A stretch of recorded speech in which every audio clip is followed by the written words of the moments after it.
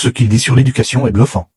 Alors imaginez, vous êtes dans un hôtel 5 étoiles, devant un buffet à volonté. Attention, le buffet de votre vie, il y a tout, salade bar, menu vegan, viande grillée, sushi, massage des pieds, la totale. Et là, bon, imaginez, vous avez faim. Ah, vous êtes au paradis. Et puis maintenant, imaginez, il y a le maître d'hôtel qui débarque et qui vous fait, tu dois tout manger. Et tout ce que tu laisseras, ça sera porté sur l'addition, en fait. C'est-à-dire que là, tu paieras pas ce que t'as mangé, tu paieras ce que tu n'as pas mangé. Et si tu en laisses trop, non seulement tu paieras une addition mirobolante, mais en plus, tu seras dégagé de l'hôtel, on fera une haie d'honneur pour t'humilier, en fait. Et puis le maître d'hôtel sort sa montre et il vous fait, ah, au fait, t'as 1 heure. Parce que quelqu'un l'a fait avant toi en 1 heure, donc on sait que c'est possible. Là, vous êtes en enfer. Le buffet n'a pas changé. C'est le même buffet. Mais les règles du jeu ont changé. Et on a pu passer comme ça de l'enfer, du paradis à l'enfer, en changeant juste des règles. Et en gardant le même contenu. Évidemment, je sais pas si cette situation arrivait à vos gosses une fois dans leur vie, que quelqu'un les séquestre et les oblige à bouffer un buffet entier, sous peine de sanctions. Si ça vous était arrivé même à vous, vous seriez en analyse pendant 10 ans. Pourtant, si je vous disais que ça vous est déjà arrivé, pendant pas 1 jour, mais pendant 3000 jours dans votre vie, c'est quoi cette situation que je viens de décrire? À beaucoup d'égards, dans l'enseignement, vous êtes sanctionné non pas sur ce que vous avez mangé, mais sur ce que vous n'avez pas mangé. Personne n'a 20 sur 20 de moyenne. Alors il y a même eu l'époque complètement dingue des notes négatives. Notes négatives, ça veut quand même dire que t'aurais mieux fait de rien faire.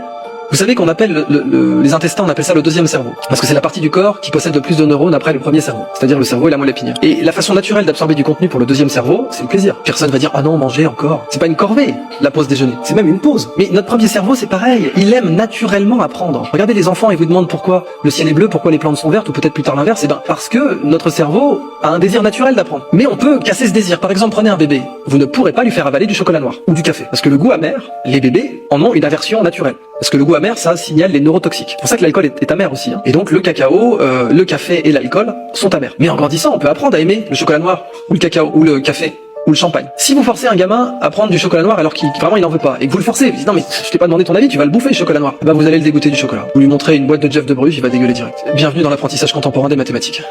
On peut faire mieux que ça. Ça veut pas dire qu'on peut pas apprendre les mathématiques aux enfants. La bonne nouvelle, c'est qu'au contraire, on peut, mais qu'il faut y mettre les formes. Et qu'il faut pas surcomplexifier les choses, justement, en Finlande, en Suisse, en Islande, au Danemark. Ils font très attention à concrétiser les maths le plus possible pour rendre leur apprentissage le plus neuroergonomique au début. Puis ensuite, évidemment, on rentre dans l'abstrait. Parce que le but est quand même d'aller vers l'abstrait.